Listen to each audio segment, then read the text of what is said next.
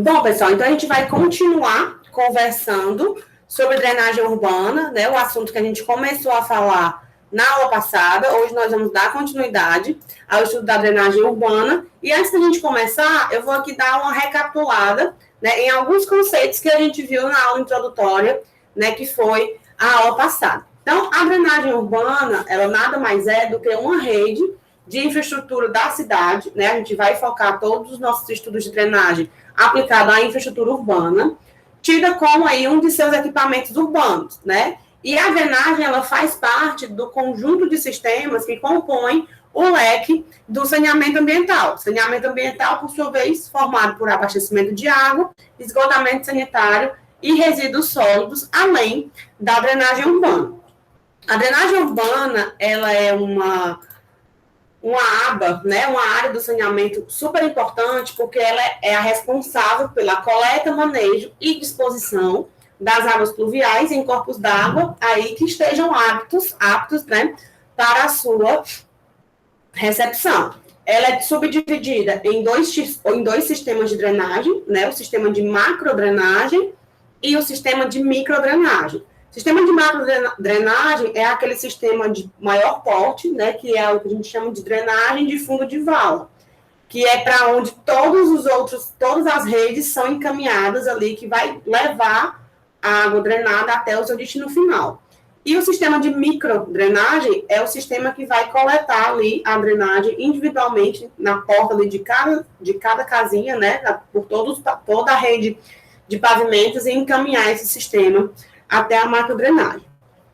Então, uma rede de drenagem que, por sua vez, apresente mau funcionamento, né, ela acaba sendo responsável por enchentes severas, né, causando grandes áreas alagadas e também prejuízos, além, claro, de expor a população a riscos diversos. Então, na aula passada, eu falei bastante sobre a Heráclito Graça, né, que a gente tem uma zona ali de inundação eterna, né, ali na Heráclito Graça, ali na Avenida José Bastos também, lá próximo a Parangaba e tudo. E lá são zonas que existem sistema de drenagem, tá? Não estou dizendo que a drenagem lá é inexistente, ela não é.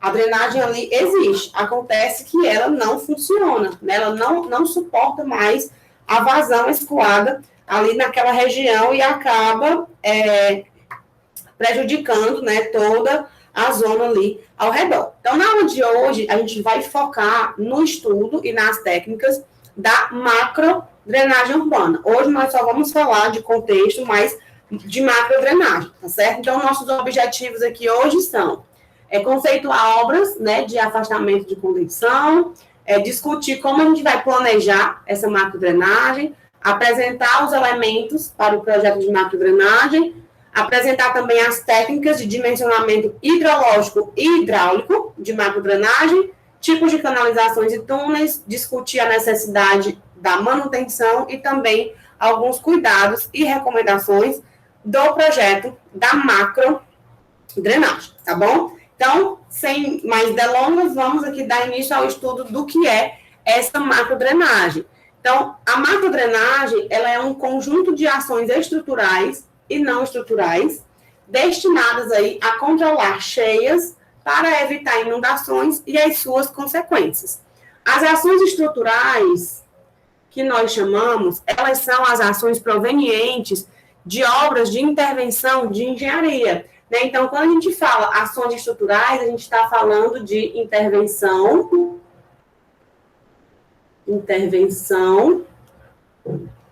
da engenharia. Ou seja, a gente vai procurar alguma maneira para poder incidir, né, na infraestrutura e, de forma técnica, conseguir ali executar a drenagem que a gente deseja. E as ações não estruturais, elas são medidas educativas, né? E essas medidas educativas, elas buscam não só conservar a infraestrutura, né, mas também preservar o sistema em funcionamento. Então, a gente tanto quer conservar a estrutura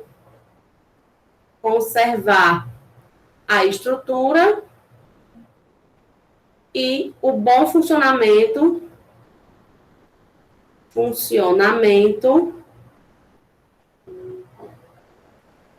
do sistema através de medidas educacionais, tá? Então, aqui são medidas, é um trabalho mais duradouro, né, que é feito junto aí aos usuários e às comunidades, né, que recebem ali o sistema de drenagem para poder garantir ali o seu bom funcionamento. Então, as estruturas de macrodrenagem, né, elas se destinam à condução final das águas que são captadas pela drenagem primária. Essa drenagem primária, que a gente vai começar a estudar a partir da semana que vem, são os nossos projetos de microdrenagem, que são obras mais comuns, né, microdrenagem. A microdrenagem, ela existe desde dentro da nossa casa, né, quando a gente resolve fazer ali uma captação de água de chuva no telhado, até um loteamento, quando a gente está fazendo o arruamento de um loteamento, a gente faz ali toda a drenagem, né, da pavimentação ao redor. Tem muita gente que estagia, né, em obras públicas e tudo, e sempre tem que ser feito ali o projeto e a instalação e a execução perfeitinha, né, da drenagem primária, que é a nossa microdrenagem. Então, a macrodrenagem, ela vai receber as águas que são captadas pela micro e vai dar prosseguimento, né, ao escoamento aí dos deflúvios que são oriundos das ruas, das sarjetas, das valas e galerias, né, que são os elementos anteriormente englobados como estruturas de microdrenagem. Então, a gente vai ter toda uma rede de microdrenagem, que é formada por esses elementos, né, a gente vai ver detalhadamente mais na frente, sarjeta, vala, galeria, boca de lobo, e etc. E aí, todos esses elementos em conjunto vão juntar a água para poder jogar ali dentro da galeria, né, de macrodrenagem. A drenagem, ela é o inverso do abastecimento de água, né?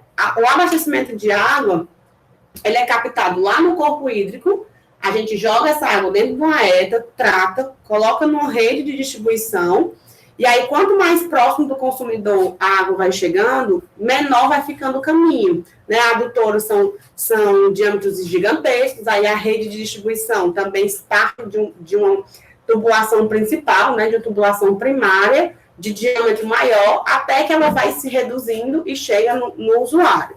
Drenagem e coleta de esgoto é exatamente o contrário, né? Você vai captando nos pontos mais distantes e juntando até finalmente chegar à rede de macrodrenagem.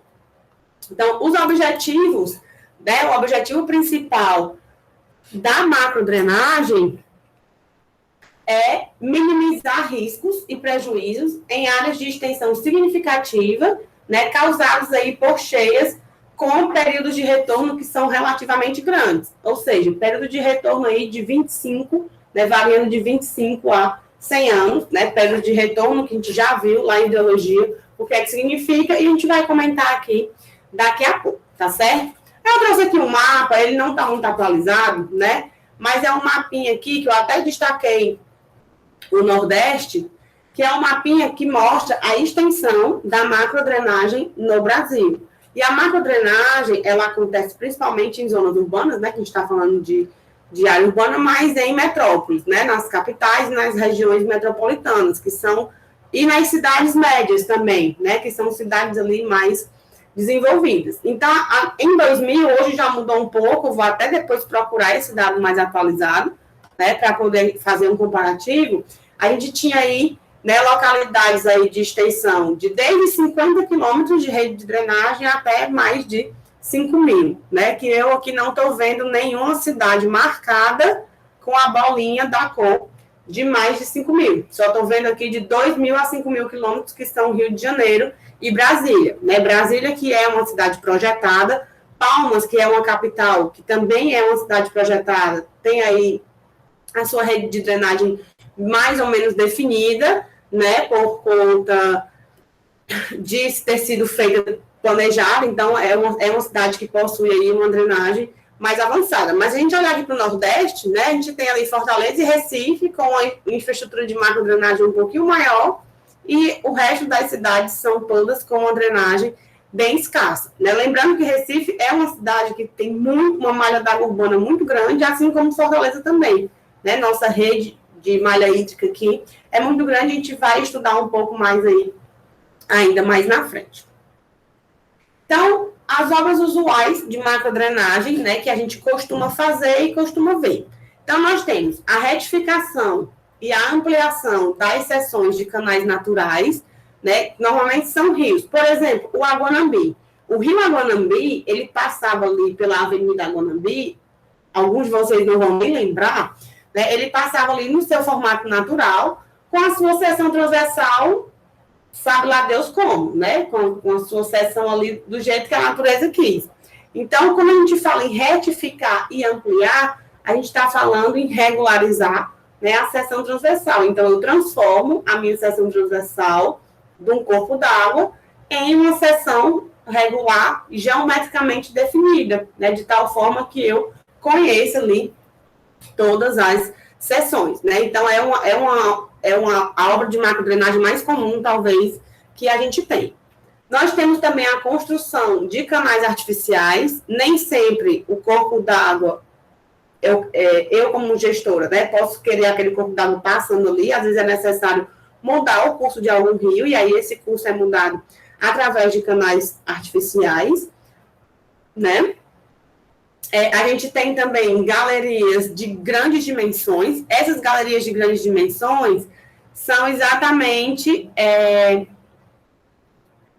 as galerias que vão receber, né, as águas da microdrenagem. Então, aqui a gente tem uma galeria de grande dimensão, ó, aqui também, né, as imagens aqui mostram essas galerias de grandes dimensões que recebem as águas captadas aí de vários locais e jogam, né, essa água de volta ao corpo hídrico. E aqui a gente tem um exemplo, né, do corpo hídrico também canalizado, né, o corpo hídrico canalizado e recebendo aqui a água das galerias.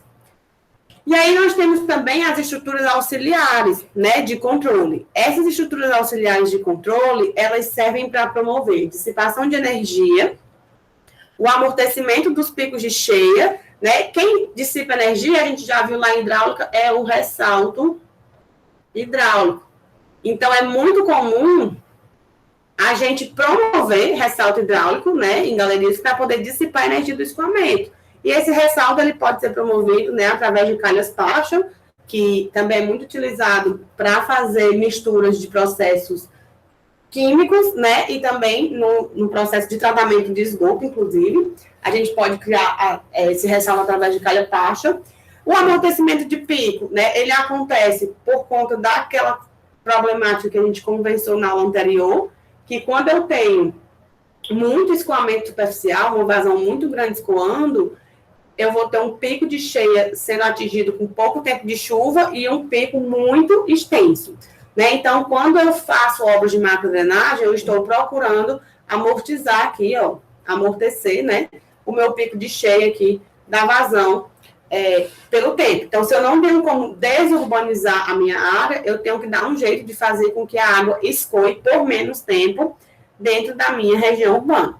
E aí nós temos proteção contra erosões e assoreamento, né? Quando a gente vai lá e faz um canal, onde é do rio, a gente tem que proteger as margens desse canal para poder garantir que ele se mantenha na sua integridade, né? E permaneça ali sempre dentro dos mesmos padrões geométricos que já foram previamente definidos.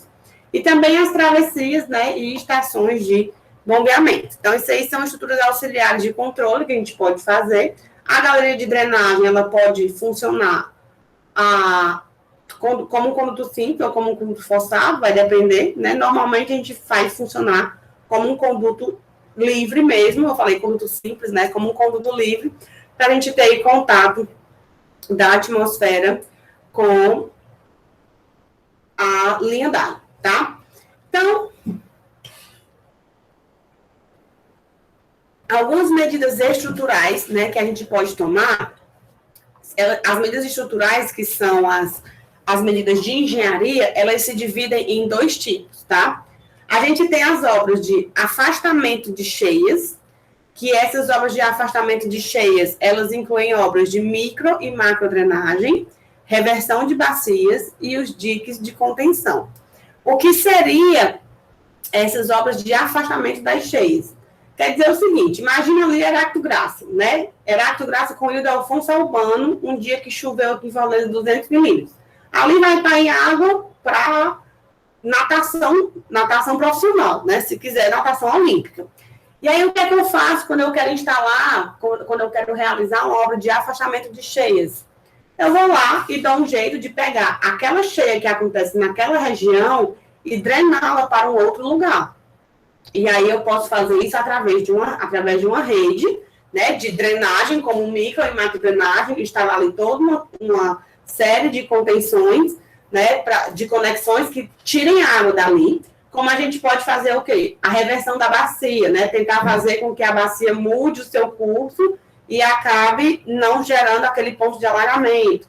Ou então instalando ali diques de contenção que vai fazer com que a água não chegue até lá com uma velocidade tão rápida, né? E a gente tem também as obras de contenção de cheias. Aí as obras de contenção de cheias são soleiras e reservatórios, né? Soleira é quando a soleira é um anteparo físico que a gente coloca e ela vai barrar a água e impedir que a água chegue tão rápido ao seu destino final, né? E os reservatórios são as barragens mesmo que a gente pode ir criando no decorrer do caminho da água e fazendo com que ela fique ali armazenada. É muito comum a gente ter reservatórios de drenagem urbana embaixo de praças, né? Tem muita gente nem sabe, às vezes, mas ali embaixo da praça a gente tem uma zona de grande permeabilidade que vai fazer com que a água infiltre ali e essa água fica contida ali por um tempo até que o excesso de água consiga escoar pela superfície. Então, a gente tem esses dois tipos. A gente pode afastar ou pode conter as cheias, tá?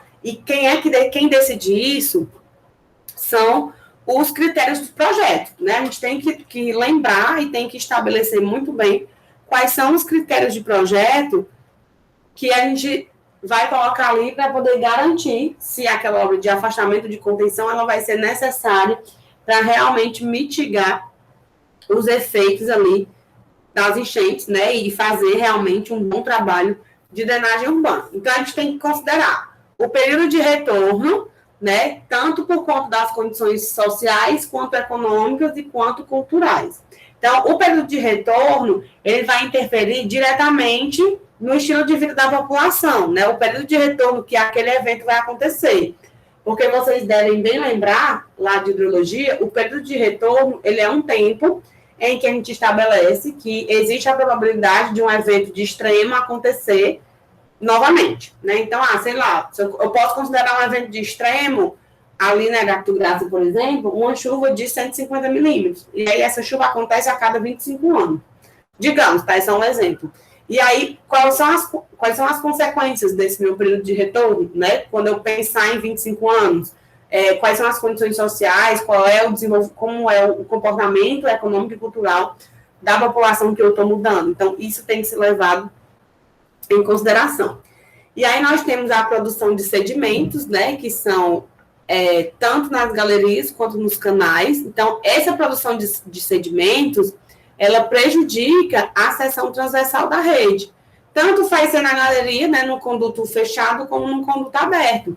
A gente tem aqui uma seção transversal de um escoamento, tá aqui meu nível d'água, e eu conto com essa seção aqui. E vocês lembram bem, né, que existem uns parâmetros hidráulicos para a gente dimensionar um canal, que nada mais é do que área molhada e perímetro molhado, né, que são os parâmetros que determinam o raio hidráulico. Vou inverter aqui a minha perspectiva, que isso não vai ficar muito estranho, que é o raio hidráulico. Então, assim, eu preciso garantir que a minha área molhada, ela seja realmente o tanto, né, de que eu estou prevendo ali. Então, assim, o que é que acontece? A minha altura d'água, ela vai ser função da minha distância aqui entre a linha d'água e a minha linha de fundo. Se dentro do meu escoamento começam a cair muitos sedimentos, essa minha seção transversal, essa minha linha d'água, ela vai diminuir, né? O meu Y0 aqui, ele vai diminuir. E aí, o que é que acontece? Eu vou perder mais água por evaporação. Então, essa produção de sedimentos, ela acaba prejudicando muito a seção transversal da rede, né? E não é tão interessante que a gente tenha isso aí. E aí, eu coloquei galerias versus canais, né? Porque no canal, a gente tem a incidência direta da luz solar, né? E aí, a incidência direta aqui do sol faz com que a água evapore mais rápido. Na galeria fechada, isso não acontece com tanta rapidez, né? Porque no caso da galeria fechada, ela está protegida, né? E normalmente está enterrada também. Então, a gente tem aí algumas divergências. A gente tem que considerar também os coeficientes de rugosidade, né? Que normalmente aqui a gente vai utilizar o coeficiente de Mani, que depende da natureza das paredes e do fundo do canal, né? Que é o nosso coeficiente de Mani.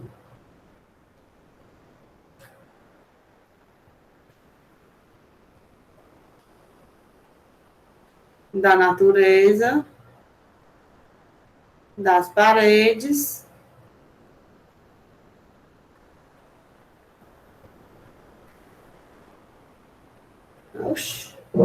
e do fundo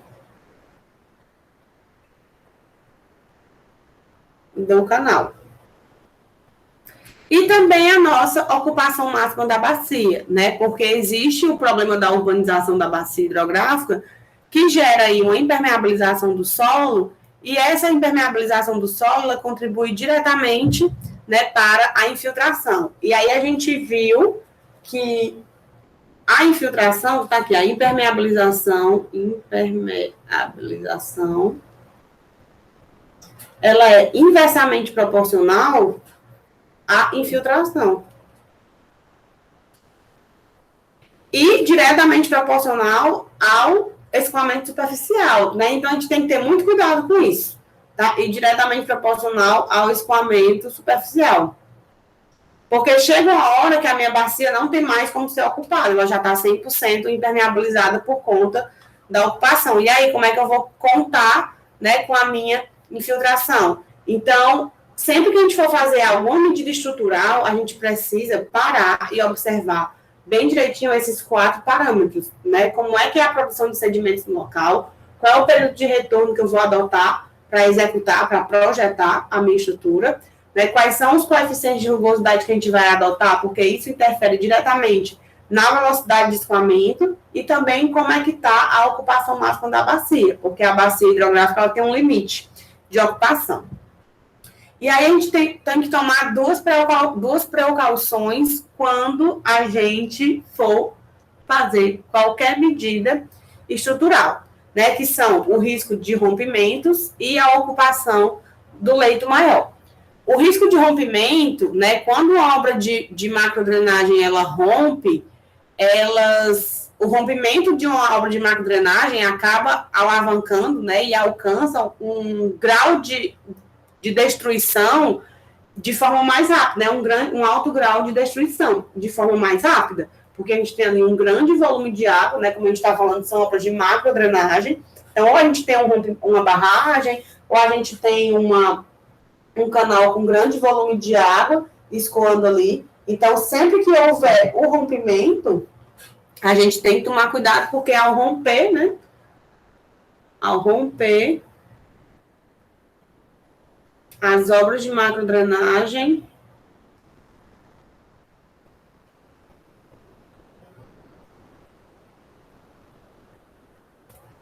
alcançam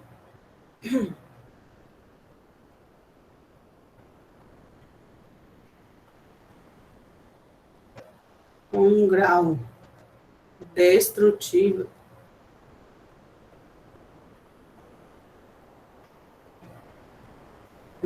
alto de forma mais rápida.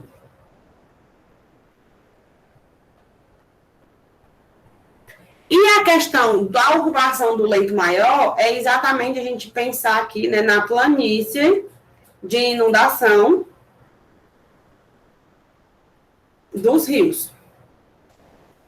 Quando a gente tem um rio, né, o rio ele passa aqui. Vou desenhar o rio aqui, tá aqui o rio. Ele tem aí seu destino, né? A gente tem o Talweg, que é aqui a nossa linha mais baixa, né? O Talweg. E aí a gente tem os interflúvios, né?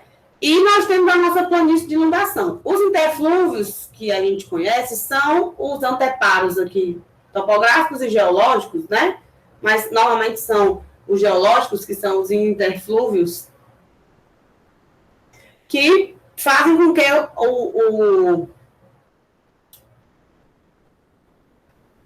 fazem com que o fluxo caia aqui para dentro desse tal VEG.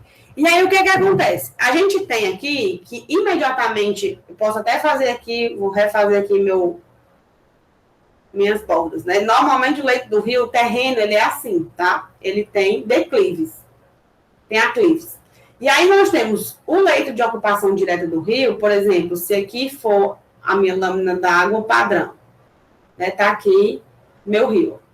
Ele está sempre aqui. Então, ele tem aqui uma altura d'água e tem ali uma pequena variação, onde a gente sempre tem o rio alcançando aquela região, que é o que nós chamamos de leito menor. Né? O leito menor do rio é a região onde ele sempre está cheio e atuante. Droga. Só que o que acontece? Muitas vezes a gente faz interferências, né, ocupações, que podem ir até regiões onde a água também vai. Tipo, em uma época de altas cheias, né, de cheias extremas, a gente pode ter aqui a ocupação do leito maior do rio. E essa ocupação que eu falo é a ocupação pela água, tá? O caminho natural do rio, ele já era existente antes de qualquer ocupação antrópica, né, que pudesse existir. Então, assim, a gente não pode invadir o espaço natural das coisas, né? O que acontece quando a gente ocupa um leito maior, né, uma região de leito maior do rio, é exatamente o que acontece ali no cruzamento da Aractugraça com a Ilha Afonso Albano, que é exatamente bem próximo à nascente do Riacho Pajeú, né, que é um rio muito urbano, que é um rio urbano. A cidade se desenvolveu ao redor do rio, do riacho, e acabou que o seu leito maior ele foi ocupado, né? E aí a gente tem aquele pequeno probleminha ali que a gente já está acostumado, né? Que é um ponto de inundação. Nós também temos desvantagens, né? Para essas medidas estruturais. Porque, na verdade, a engenharia de macrodrenagem ela é super necessária. Mas, em contrapartida, ela pode, né, causar algumas desvantagens, alguns contratempos. Como, por exemplo, a execução de obras, né? Todo mundo que morou em Fortaleza aqui, nos últimos 2 anos, obrigatoriamente, eu acredito, passou ali pela obra da Alberto Craveiro. Hoje, aquela região não inunda mais como inundava antes, né? Realmente, a gente tem ali um serviço de drenagem, ok, que realmente resolveu grande parte do problema. Eu não sei ainda quando chover mesmo assim, de vera, né, para saber se ali vai alagar como alagou algum dia. Eu acredito que não. Porque juntamente com o Alberto Craveiro foi feita a Raul Barbosa também, foram feitas obras nos entornos, né, de drenagem urbana que fazem com que, né, isso aí acabe diminuindo. Em contrapartida, todo mundo sabe dos contratempos, né, que a execução de uma obra desse porte provoca. Então, como eu até falei na aula passada, eu cheguei a passar ali uma vez 3 horas da manhã e peguei engarrafamento em cima ali do viaduto, porque era um trânsito enorme, porque só tinha uma faixa funcionando, né, de cada lado, e é uma via de fluxo muito intenso. A obra não foi feita com tanta rapidez assim, então a gente teve ali um grande período de inconveniência, né, porque você tem uma artéria da cidade ali, uma via super importante de tráfego, que não podia parar e que teve que parar na marra, né, para poder fazer a execução dessa obra de drenagem. Hoje já está pronto, está tudo muito bom, mas enquanto eles se estavam fazendo, realmente a chateação, né, de se estar ali convivendo com a cidade em obras é muito complicado. Em 2019, eu estive em Natal, estava um congresso lá, um congresso de saneamento, inclusive. E em 2019, a cidade de Natal estava passando por diversas obras de saneamento, inclusive, né, porque a prefeitura estava com um projeto, né, acho que ainda está, de sanear 100% da cidade de Natal. E aí estava tudo revirado, literalmente, né? A cidade estava sendo saneada e muitas vias rompidas, né, rasgadas para poder passar a tubulação e tudo. E lá, quando eu viajei essa última vez, que foi há 2 anos atrás, eu andei muito de Uber, né? E eu gosto muito de conversar com as pessoas. Como eu estava lá para um congresso de saneamento, e estava vendo que estavam sendo feitas obras de saneamento e drenagem, eu perguntava para as pessoas, né? Ah, e essa obra aqui e tal. E talvez 100% das pessoas reclamaram, né? 100% das pessoas com quem eu conversei reclamou, porque é muito chato, a obra velha serve de nada e tal. Então, assim, a própria população em si não tem a consciência da importância de uma obra dessa. Então, executar uma obra de drenagem, né? Executar uma obra de uma medida estrutural de drenagem urbana e de saneamento como um todo, entra como uma desvantagem por conta da não aceitação, né, dos inconvenientes causados aí por essa execução. E aí a gente tem também a intervenção na drenagem natural, né, como eu falei, às vezes o rio urbano, o traçado do rio urbano, ele não é respeitado, né, porque a gente tem aí inconveniências mesmo, às vezes passa por zonas que a gestão do projeto não quer, e aí acaba interferindo, né, na drenagem natural. E quando a gente faz também um canal, que a gente urbaniza uma área, a gente pode ali, né, mudar. Tipo, se eu tenho aqui uma bacia, né, eu tenho aqui uma bacia com um rio assim, ó. Tá? Aqui está o meu rio. E aí eu quero fazer aqui uma obra de drenagem, tá? Então, quando a gente tinha aqui a drenagem natural, o que é que eu tinha? Eu tinha aqui água vindo daqui, água vindo daqui, água vindo daqui, assim, né? Água vindo daqui. Eu tenho água, posso ter água que vindo de qualquer lugar. Então, quando eu vou fazer aqui uma medida estrutural, se eu vou normatizar isso aqui, eu vou logo, a primeira coisa que eu vou fazer é mudar aqui o caminho do rio, né? E com isso, com a instalação da pavimentação e desenvolvimento das cidades, eu mudo também, ó, o caminho das águas, né? Porque eles passam a vir de uma forma mais direta ali para a minha nova rede de drenagem, né? Então, é bem complexo quando a gente intervém assim na drenagem natural. Então, a gente também tem intervenção no canal, né? Tanto na drenagem natural quanto no canal também. A gente causa efeitos localizados, que são os deslocamentos das inundações. Como eu falei, eu estou tirando uma grande zona de água escoada, levando para outro lugar, né? Então, não vai inundar aqui, mas em algum lugar, para algum lugar, eu estou levando essa água, que se eu não tiver um destino muito bem colocado, eu posso aí acabar deslocando a minha inundação para um outro lugar. Né? Aí o alto custo, que são investimentos concentrados, né? A obra da Alberto Craveiro custou alguns milhões de reais, né? Alguns muitos milhões de reais, e é um investimento que é ali, né? Naquele local, tipo, numa zona bem pequena. Porém, resolveu, mas é um alto custo porque é um investimento muito concentrado mesmo. Aí nós sempre vamos ter riscos hidrológicos, né? Como eu disse, eventos extremos podem acontecer. E quando eventos extremos acontecem, ele não está muito preocupado se tem um canal ali para passar por dentro, não. Né? Ele está levando tudo. Também não sei se vocês vão lembrar, mas quando a Guanambi ainda era um canal, o canal da Guanambi vivia muito cheio de lixo. E aí ele transbordava bastante. Né? Sempre que dava uma chuva mais forte, ele transbordava muito. E transbordava de tal forma que ele meio que assumia ali o seu trajeto natural. Né? Então, a gente tem esses riscos hidrológicos de chuvas mais extremas, fazer o canal construído meio que retomar, né, o seu curso original. Então, quando a gente faz essas intervenções estruturais, a gente também acaba alterando o comportamento hidrológico da bacia. Né? E isso é inevitável de acontecer.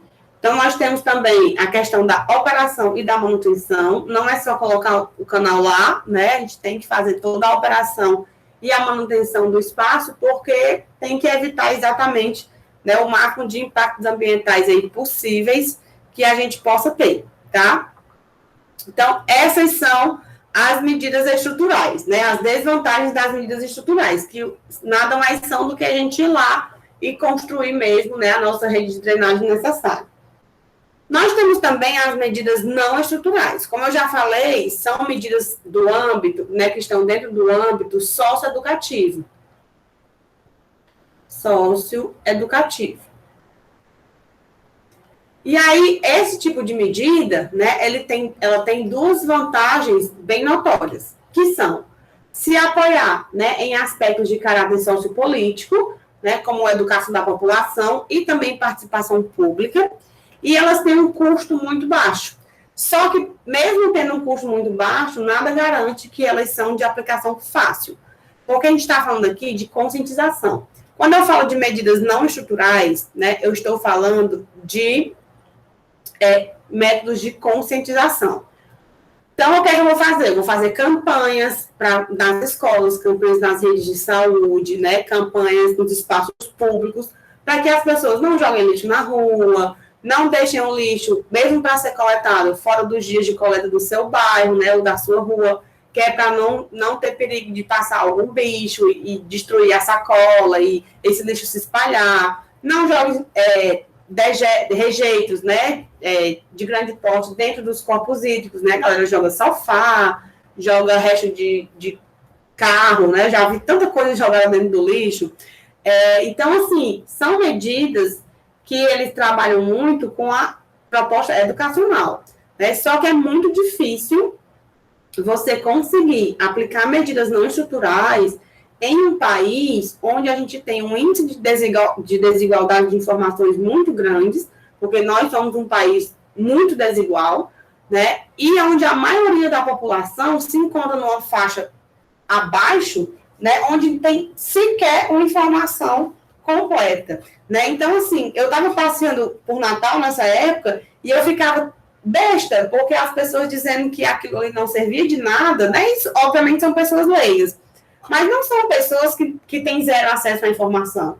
São pessoas que têm acesso à internet, que têm acesso ao smartphone e que não procuram minimamente se informar. Né? E você abrir a boca para dizer que uma obra de saneamento é inútil, sendo que saneamento é um dos fatores de engenharia mais relacionados com saúde pública que a gente tem, mostra o quanto que a gente tem uma população ainda bastante ignorante. Isso não aconteceu só lá. Né? Isso acontece em vários lugares. Eu também vi muita gente reclamando da obra ali da Alberto Craveiro. Como eu disse, né, eu tenho amigos que moram lá perto e a população ali que mora perto de onde estava acontecendo a obra estava revoltadíssima, porque era trânsito, aí não conseguia pegar o ônibus, e aí vai ficar muito pior, isso aqui é só para gastar dinheiro, não vai resolver nada.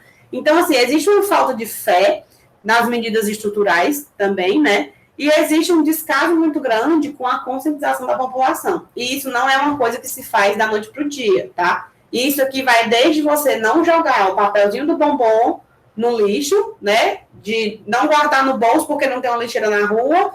Vai desde isso aí até jogar um sofá ou um carro dentro de um bueiro, tá bom? Então, assim, é muito complicado. São medidas ótimas, né? Medidas não estruturais são ótimas. Porém, são muito, muito difíceis de serem aplicadas. Eu acho que a maior desvantagem delas, tanto que eu nem coloquei aqui.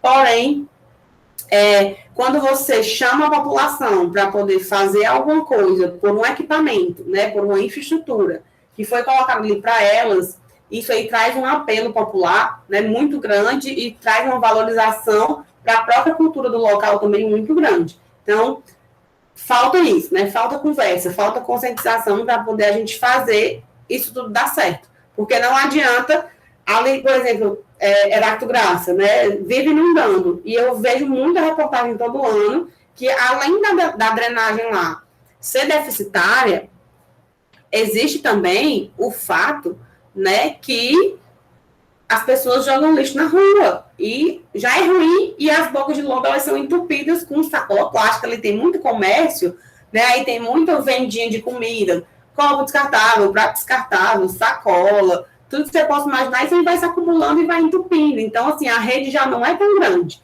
já não é suficiente, e ainda não consegue captar, né, a todo vapor, porque está sendo obstruída ali por alguns problemas. Então, realmente, necessita-se de um grande investimento, né, em medidas educativas, socioeducativas na nossa população.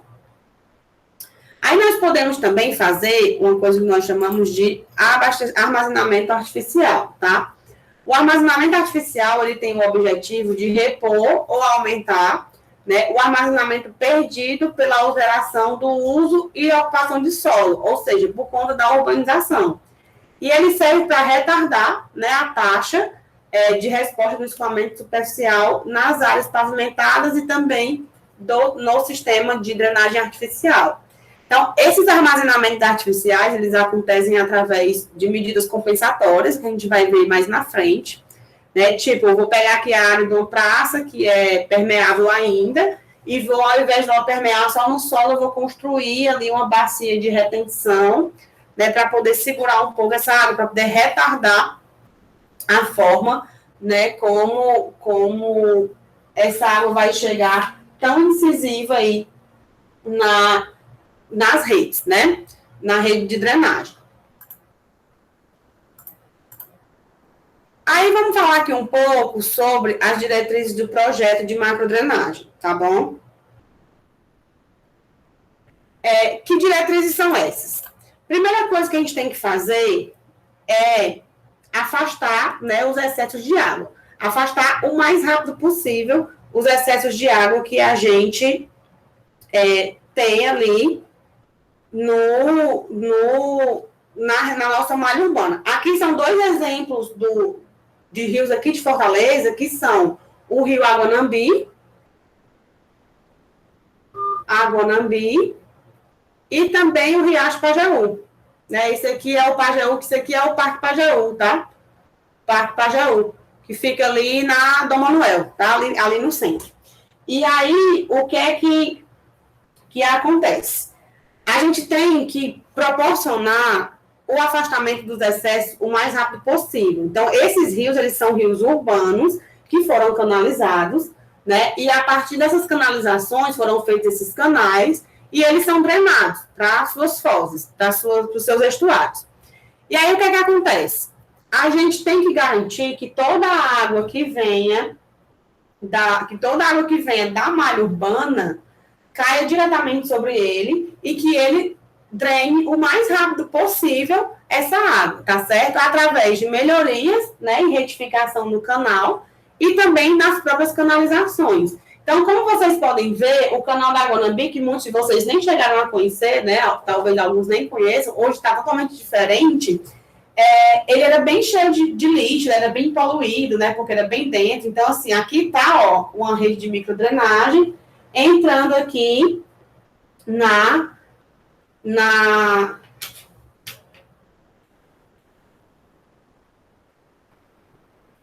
entrando aqui na rede, na galeria, e tudo bonitinho. E aqui o Pajeú também, né, lindo lá no Parque Pajeú recebendo, são dois rios que eram urbanos e foram totalmente canalizados. Eles não só foram retificados e melhorados, eles também foram canalizados.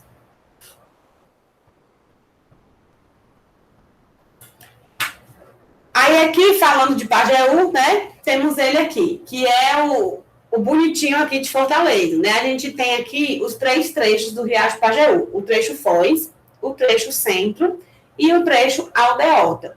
O ponto de inundação mais crítico do Riacho Pajeú acontece na Avenida Heráclito Graça, ali entre Barão de Aracati e Delfim Salvano, né? Que é exatamente esse primeiro aqui, ó, que eu já até deixei marcado, tá? E aí, o que é o Riacho Pajeú? Ele tinha um traçado original, né, e ele foi modificado aí há um bom tempo atrás, né, quando a gente tinha quando a cidade nem era desenvolvida ainda. Então, a gente tem aqui o pontilhado mais escuro, é o riacho correndo do subsolo, né, como ele corre hoje. Aqui, onde é a linha contínua, o riacho corre a céu aberto, né, que no caso ele corre como canal, e a gente tem também o trajeto original no subsolo, né, que vocês podem perceber, ó, que a foz do Riacho Pajeú, ela foi mudada. Ele desaguava aqui e ele agora deságua aqui, pertinho ali do Mercado Central, tá certo? E aí, existem vários trechos que causam inundações que são oriundos do leito do rio do Riacho Pajeú. Então, toda a região, Aldeota Centro ali, né, a parte da Heráclito Graça, o centro mais antigo, que é aquele que eu mostrei lá, da parte do Museu do Ceará e tudo, indo até ali o Mercado Central, né, porque aqui já é bem pertinho ali do Marina Parque, ele foi feito nas margens do rio Pajeú, né, e quando acontece um evento de cheia mais intenso, o riacho, ele acaba retomando a sua forma original, né, e acaba aí prejudicando um pouco, né, a vida ali de quem habita essa região. Aqui tem um infográfico um pouquinho mais de boa qualidade, onde a gente tem a folha original, né, que era ali por trás do Marina, e aí ele foi mudado, né? E aí, se vocês perceberem, existe aqui uma mancha mais escura, aqui ao redor do contorno do riacho, que é a área úmida de inundação, tá certo? O que é isso? É o nosso leito maior. Então, quando o rio ele recebe muita recarga, ele não respeita o canal, não. Ele vai inundando. E o ponto mais crítico, né, é exatamente aqui, entre Delfonso Albano e Barão de Aracati. A nascente dele acontece ali, Silva Paulé com Bárbara de Alencar, né, ali por trás do Pão de Açúcar. E o ponto de alagamento mais crítico é ali bem pertinho do Paulo Sarazate, que é exatamente na Ildefonso Albano com o Barão de Aracati, que a gente tem a topografia, né, favorável para isso. Então, existem vários estudos a respeito do Riacho Pajeú, né, de como foi feito o seu projeto de urbanização. O Parque Pajeú, ele fica ali na Dom Manuel, então é bem bonito, dá até para vocês visitarem, né, depois que retomarem a rotina mais normal. Vocês vão ver lá o riacho passando, né, correndo a céu aberto. E, infelizmente, a drenagem dele é um projeto aí que tem 4,7 quilômetros de extensão, né, um riacho que não é tão grande, mas que causa ainda muitos percalços, né, na vida da Fortalezense. O Parque Pajeú, ele fica aqui, ó. Tá? Isso aqui é o Parque Pajeú. Que o riacho corre no subsolo, mas é feito aqui, tem uma praça, né, bem bonito e tal, e aí dá para ver alguns trechos, a gente consegue ver, né, tem vários passeios por cima ali, entre Dom Manuel e 25 de Março e Pinto Madeira, né, aqui é a 25 de Março, e a gente tem aqui a Pinto Madeira também, que é bem interessante, né, pertinho ali é o Parque das Crianças, que também tem elementos de drenagem ali embaixo. E essa área não é uma área abandonada, né? É uma área nobre da cidade, inclusive. Porém, não recebe aí o tanto de recurso, na verdade, necessário. E aí, vamos aqui continuar falando, né, um pouco das diretrizes de projeto. Então, a gente também vai fazer, né, tem que fazer o amortecimento dos hidrogramas de cheia, né, através de bacias de detenção ou bacias de retenção, que a galera costuma chamar de piscinões, e a retenção do canal com soleiras. A bacia de detenção, ou de retenção, né, a função delas é de conter a água no decorrer ali do escoamento, ou então ao final, né, do escoamento. E a retenção no canal, né, que a gente faz utilizando soleiras, que são essas ombreirinhas aqui, né, dentro do sinal, que são dentro do sinal, até dentro do canal, que são as soleiras, fazem com que a água venha, né, e aí ela fique contida aqui, gerando tipo ali uma ondinha, né, elevando a altura da água do canal, diminuindo um pouco a sua velocidade de escoamento e depois siga ali adiante. Então, vocês percebam que existe uma zona livre aqui de circulação e existe uma zona, né, de barragem aqui, que vai barrar um pouquinho e depois essa água ela vai escoar novamente. E a gente tem, né, as bacias de retenção e detenção para exatamente diminuir o hidrograma de cheia, fazer com que a cheia do nosso canal de macrodrenagem aconteça mais lentamente, né, e sejam também um pouco menor.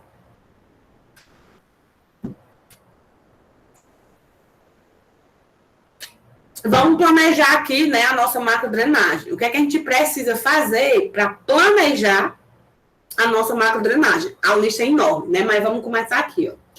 Existe a necessidade, né, de um plano de ação, tanto de curto quanto de longo prazo, e aí a gente precisa de um plano diretor de drenagem, e como eu falei, aproximadamente 20% apenas dos municípios do Brasil possuem plano diretor de drenagem. Então, é muito pouco, né? A gente tem que fazer uma previsão da ocupação do solo, né? Porque a ocupação do solo, ela eleva a taxa de urbanização, e quanto mais urbanizado for a nossa região, pior vai ser para a nossa drenagem, né? Porque a drenagem vai ter que trabalhar mais ainda. Que quanto mais urbanizado, menos permeável é o solo. Aí nós temos programas de implantação, né, sincronizados também com obras de microdrenagem. Não adianta você construir uma canalização rocheira no rio se você não vai fazer ali, né, obras de microdrenagem que levem a água, né, até o destino final. O cronograma físico e financeiro, né, para a execução das obras, porque isso aqui é obra realizada com recurso público. Então, a gente precisa, né, fazer cronograma físico e financeiro. A avaliação da necessidade das desapropriações, né, porque também não basta indenizar, a gente tem que mitigar os impactos das mudanças das pessoas, né, e nem sempre isso acontece.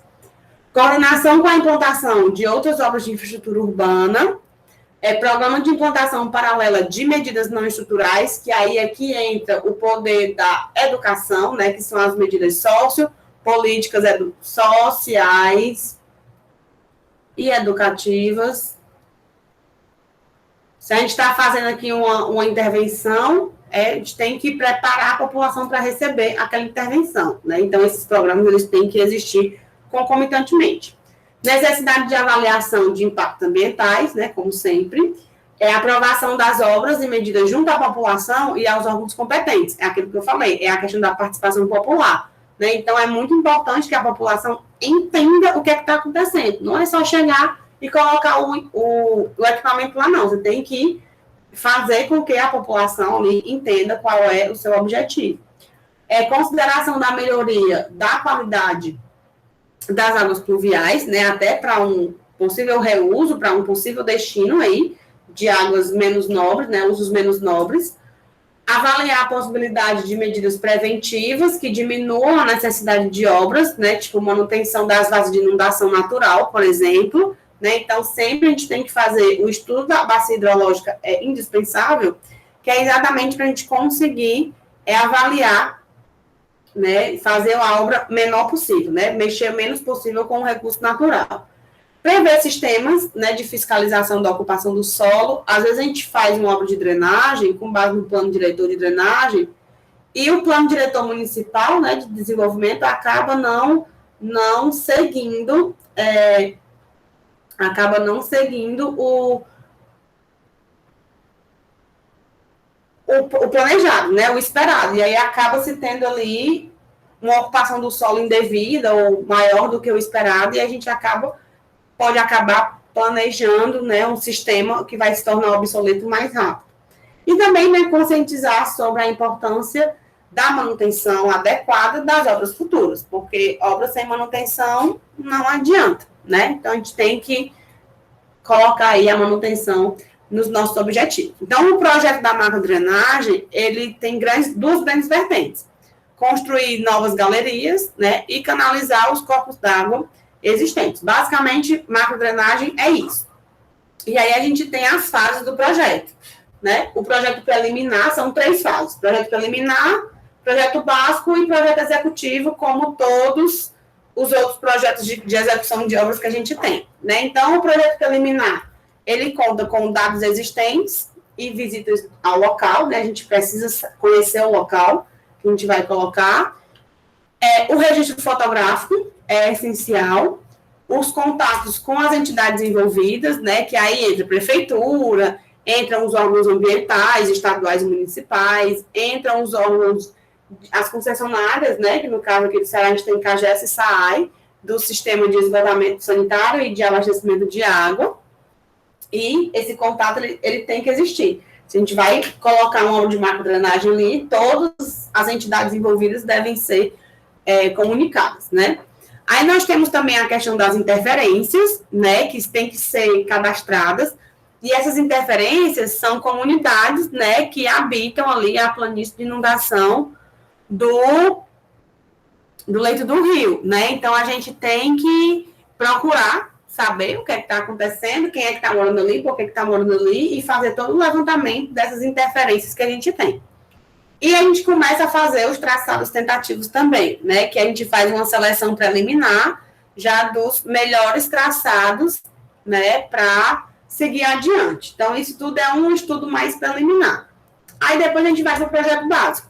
né? O projeto básico, a gente tem aí alguns, ficam com as alternativas restantes, normalmente dos traçados tentativos, né, entre o preliminar e o básico, sobram ali 2 ou 3 alternativas para um estudo mais aprofundado. E aí são feitos os levantamentos topográficos e as sondagens, né? Depois a gente vai para a escolha da melhor alternativa com base nisso, nas sondagens, na topografia e também na análise, né, geral, para poder dar início aí à documentação para a concorrência, né, que é a formulação de preço, que é o nosso processo licitatório. E depois do básico, a gente vai para o projeto executivo, que aí é só desenhar, né, para fazer, só é ótimo, né, realizar os desenhos com todo o detalhamento final do projeto, né, para execução e retirar as interferências, né, trabalhar ali com as interferências. A gente tem que primeiro resolver as interferências para depois fazer a obra. Então, os elementos para a gente elaborar esse projeto, né, então, assim, a gente tem uma rede muito grande de envolvimentos aqui para poder se fazer um projeto de macrodrenagem, que é uma coisa tão extensa, né, e tão longa, assim, com um impacto tão grande em um município, por exemplo. Então, os elementos, né, para elaboração. A gente tem os elementos topográficos, né, que aí a gente tem os aerofotométricos, aerofotogramétricos, né, que é na etapa preliminar, e também a questão do levantamento dos arruamentos, né, que são as curvas de nível ali por metro. E isso aí normalmente é feito pelo Google Earth, né? Quando é levantamento preliminar, assim, a gente vai ali pelo Google Earth e tira uma base mais legal. Aí depois que faz isso, que escolhe basicamente o traçado, aí é que a gente vai para um nivelamento de precisão, né? E também para o traçado das seções transversais, né? Que são as características geométricas da macrodrenagem.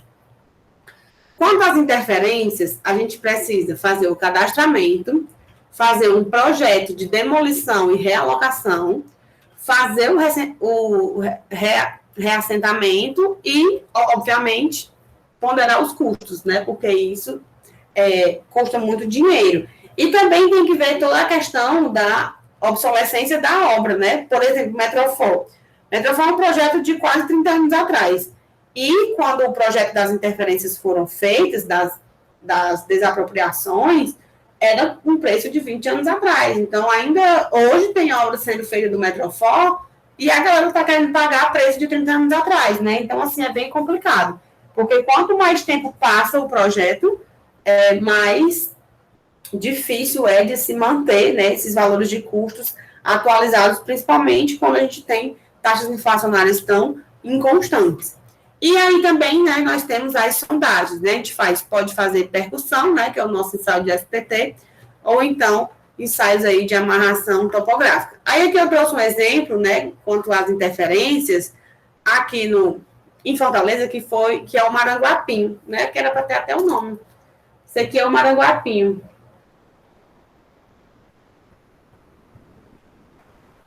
O rio Maranguapinho é esse aqui, ó. É o que passa por aqui, tá? Tudo isso aqui é a bacia do Rio Ceará, né? O Maranguapinho, ele tá por aqui, nessa região aqui. Que é Ceará, Cocó, Ceará, Cocó, Maranguapinho aqui e Pacoti, né? Esse aqui é o Rio Cocó. Aqui é a bacia do Rio Cocó, tá? Aqui é Rio Ceará e Maranguapinho. Então, assim, existiam esses problemas aqui. Isso aqui são as interferências, tá? Casas dentro de leito de rio. Isso aqui, quando chovia, e não dava tudo, alagava, levava casa, levava calçado, levava todo mundo. Então, assim, eu trouxe aqui o mapa para vocês verem, né, a questão da susceptibilidade social por conta das áreas de inundação em Fortaleza. Então, percebam que tudo isso aqui que está vermelho são os riscos muito fortes, né, de inundação, por conta da ocupação dos leitos dos rios urbanos, né? Então, essas zonas, elas são sempre prejudicadas, né? Sempre que há ali chuvas mais fortes, acabam acontecendo aí de ter muita perda material, né? Às vezes, perdas humanas também, mas é mais perda material mesmo por conta dessas interferências aí, né, no leito do rio. Então, a revitalização do Maranguapinho, ela foi feita, aqui em Fortaleza, no início da década de 2000, né, entre 2004 e 2008, e foi um projeto muito bonito que retirou a galera ali que morava no leito do rio, né, e que sempre sofria anualmente ali com não é nem invasão da água nas casas, né, com o problema, né, das enchentes, das inundações por conta ali do Maranguape, tá bom? O dimensionamento, né, da macrodrenagem, ele é feito através são quatro grupos. A gente tem um dimensionamento hidrológico, né, que leva em consideração a bacia hidrográfica.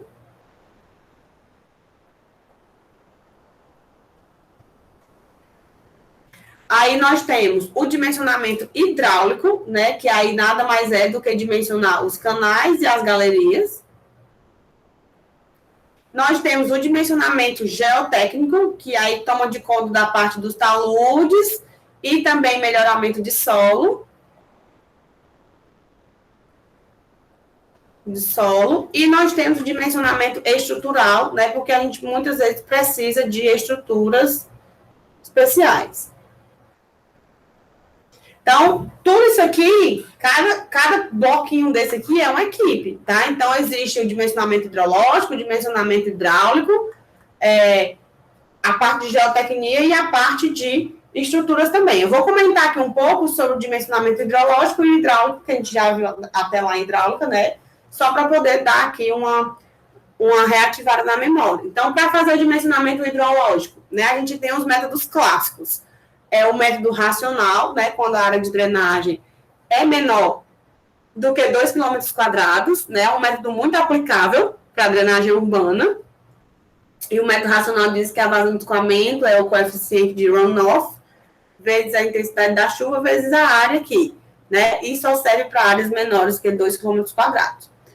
Aí nós temos os métodos baseados na teoria do hidrograma unitário, né, que são para áreas de drenagem maiores do que 2 km², e nós temos também métodos estatísticos que são menos utilizados. Então, esses dois primeiros métodos aqui, eles são muito colocados em softwares. Existe um software gratuito da USP, né, que o nome dele é ABC6, tá? Vou ver se eu consigo tirar uma aula com vocês para falar sobre esses softwares desses dimensionamentos, tanto o hidrológico quanto o hidráulico. Então, para o dimensionamento hidrológico, a gente precisa conhecer o período de retorno, né, que é o intervalo médio aí, onde se espera que uma vazão com um período de retorno definido seja igualada ou superada, e é muito importante a gente lembrar que ele é um conceito probabilístico, ele não significa periodicidade, tá bom? Então, se uma vazão, ela tem um período de recorrência aí de 50 anos, né, quer dizer que, em média, ela vai ser excedida ou igualada aí a cada 50 anos. E os valores usuais, né, para a macrodrenagem é de 25 a 500 anos. Quem é que vai dizer isso? Experiência de projetista, né, de projetista hidrológico, tá? Estudo da bacia, verificação, tentativas ali para ver qual é o que vai se encaixar mais ainda. Então, falando de estatística, né, a vazão Q, ela tem uma probabilidade aí de 1 sobre T, né, se a gente falando aqui de 50 anos, vai ter uma probabilidade de 2% de ser igualada ou excedida em um ano qualquer, tá? Porque a gente está pensando aqui o seguinte, eu vou botar aqui um período de retorno de 500 anos, com base em quê? Sei lá, com base na série histórica de precipitação, né, porque isso aqui a gente fala em vazão, mas a gente pega a chuva e transforma em vazão, né? Não sei se vocês lembram. E aí, quando eu tenho ali, sei lá, aqui em Fortaleza chove muito a cada 150 anos. Então, eu vou pegar um período de retorno de 150 anos, que eu estou admitindo que é muito raro que aconteça uma chuva muito grande dentro desse período de 150 anos. Então, é por isso que a gente trabalha com a probabilidade. Então, não estou dizendo que não pode acontecer, ou que não vai acontecer. Estou dizendo que a probabilidade é muito pequena de que se aconteça fora, né, desse período aí de retorno.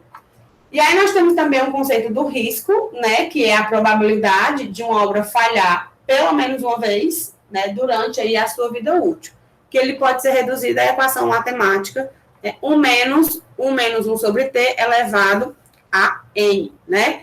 E aí, isso aqui tem uma aplicação em projetos de macrodrenagem, que é a análise de controle das inundações de um rio, né? Que aí a gente leva em consideração o período de retorno da capacidade de vazão do rio, né? Quando o rio fica totalmente cheio, critérios de projeto, escolha da vazão de projeto, né? O uso de métodos de chuva-vazão e também a escolha da canalização. Oi. Professora.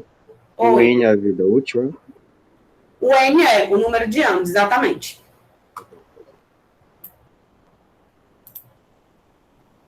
Aí aqui a gente tem os tipos de canalização, né, que a gente pode colocar na nossa rede de drenagem. Temos aqui um canal natural, né, que é um canal não... Os canais podem ser revestidos ou não revestidos. Quando eles não são revestidos, né, a gente vai ter o canal natural, que é o rio normal, né, não revestido, e o canal artificial, né, que vai ser um canal artificial aberto, normalmente feito em terra compactada. Quando o canal ele é revestido, ele tanto pode ser aberto, quanto ele pode ser fechado, tá? Para a gente canalizar corpos hídricos naturais, a gente normalmente utiliza ou o canal revestido ou não revestido, mas sempre aberto. Isso aqui é quando a gente quer canalizar corpos hídricos naturais, tipo o São Francisco, né, que está vindo lá da Bahia até aqui o Ceará, ele foi trazido, como eu dizendo, ele foi encaminhado para cá através de um canal aberto, né? Então tem partes revestidas, tem partes não revestidas. O canal da integração, mesma coisa, ele traz água do Castanhão até Fortaleza e região metropolitana através de um canal artificial aberto, né? E o canal fechado, o artificial fechado, normalmente ele é utilizado para nossas galerias de águas pluviais. Então, percebam que a gente tem aqui uma aplicação muito grande para as nossas canalizações. A gente está pensando desde o rio que passa dentro da cidade até a uma galeria que vai ter que receber ali toda a rede de microdrenagem e a gente também vai ter que saber dimensionar. E aí, a gente precisa saber qual é o tipo de canalização que a gente vai utilizar para poder fazer o nosso dimensionamento hidráulico. Né? Então, o dimensionamento hidráulico, ele parte da vazão de projeto, que vem lá do dimensionamento hidrológico, que é o nosso escoamento superficial, né? Aí a gente tem que definir os parâmetros geométricos para isso, largura de fundo, altura da lâmina d'água, área molhada, perímetro molhado, o contorno da seção, né? Se vai ser trapezoidal, se vai ser retangular, se vai ser uma galeria circular. Então, tudo isso a gente vai ter que definir. Definir também os regimes de escoamento, se é subcrítico, crítico, supercrítico. E, né, a gente normalmente adota a equação de Manning, né, para os nossos dimensionamentos de canais, que diz aí que o nosso coeficiente dinâmico é vazão vezes o coeficiente de Manning, dividido pela raiz da declividade, isso aqui é elevado a 3/8, né, e a relação aqui, o y0 é o coeficiente dinâmico M, né, dividido pelo fator de forma aqui, que é o nosso K, né, que é um valor tabelado, e a equação é meio gigante, eu não me lembro agora muito bem, tá? Isso aqui é tabelado. Se for canais prismáticos, né, se for canais circulares, é D, ou D é igual a M sobre K. D é igual a M sobre K1, né, K1 também é tabelado, né, são os nossos fatores de forma. E aí, depende muito de como a gente vai atuar. E essa parte do dimensionamento hidráulico, não vou nem entrar em detalhes, porque a gente vê como é que dimensiona canais, né, lá na disciplina de hidráulica. Então, a manutenção dos canais, né, da macrodrenagem, ela é estritamente necessária. Como tudo na engenharia. Eu trouxe aqui só algumas fotos para a gente comentar realmente a necessidade da manutenção. O que a gente pode observar aqui? A gente pode observar canais, né, que estão precisando aqui de um carinho. Esse processo aqui é o processo que a gente chama de desassoreamento do rio, né, que é o processo de tirar desassoreamento do rio, que ele retira todas as o excesso de areia, o excesso de sedimentos que se acumula no fundo, né, do canal para poder voltar a se ter a lâmina d'água original. Então, olha aqui. Isso aqui é um canal bem urbano, né? Imagina, se esse canal ele começa a sofrer excesso de sedimentação, como aqui, por exemplo, que isso aqui é lixo. Né? Isso aqui é lixo, jogado aqui dentro do canal. Aí, esse lixo aqui, ele é transportado para os elementos para as conexões de saída, e aí o que acontece? Quando chega uma cheia maior, o lixo toma de conta e acaba que a água vai transbordar e aí vai invadir aqui a pista, né? Você pega aqui um canal que é totalmente dentro de um centro urbano, se ele sofre aí um problema de assoreamento e a seção transborda, invade a cidade, né? Então, a gente tem que ter esse tipo de cuidado. Os canais eles devem estar limpinhos, com as suas bordas de preferência, né? Com bastante folga. Isso aqui é um rio canalizado, né? Um rio urbano canalizado de uma forma correta. E evitar esse tipo de coisa, então, fusquinha dentro da galeria de drenagem, né? Pelo amor de Deus. Então, assim, quanto menor for a seção do escoamento, menor é a vazão drenada. Então, a gente tem que garantir, a manutenção, ela serve para garantir que a seção projetada, ela sempre vai estar lá imutável, tá certo? Que a seção projetada vai acompanhar aí o nosso processo, né, de macrodrenagem por toda a sua vida útil, tá bom? Então, algumas recomendações, né, para que a macrodrenagem funcione da forma correta. Então, canalizações, né, elas devem ser consideradas no elenco de medidas de controle de inundações. Sempre que a gente tiver zonas que inundam muito, canalizar o rio é uma excelente alternativa. Então, elas sempre devem ser consideradas, tá? Muitas vezes elas acabam sendo inevitáveis, né? Então, assim, canalizações trapezoidais sem revestimento devem ser consideradas em primeiro lugar. Por quê? Porque causam menos custo. Se eu não tenho revestimento, não vou precisar comprar.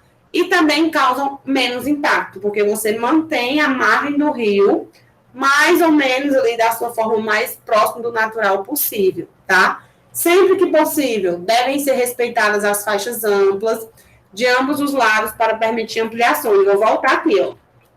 É isso aqui, ó. Eu tenho que considerar faixas amplas de ambos os lados, porque se essa vazão aqui aumentar muito, eu posso fazer uma expansão, né? Aqui não tem uma faixa ampla de ambos os lados. Aqui eu não tenho uma faixa... Até tenho, né? Porque não tenho aqui urbanização, mas o canal ele está bem aqui limitado, né? Então, sempre é bom considerar faixas amplas aí para que se permitam essas ampliações. Então, as eventuais vias que sejam marginais aos canais, né, elas devem ser recuadas. Se vocês lembrarem da Eduardo Girão, né, é totalmente o oposto disso aqui. O canal ali da Eduardo Girão não é assim, tá?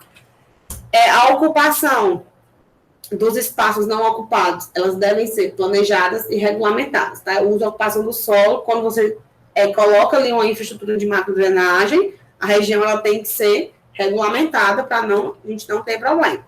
Bacia, ela deve ser olhada como um todo, né? Não adianta olhar ali só o rio, você tem que olhar toda a contribuição de cada um dos seus afluentes para poder garantir que o negócio vai dar certo.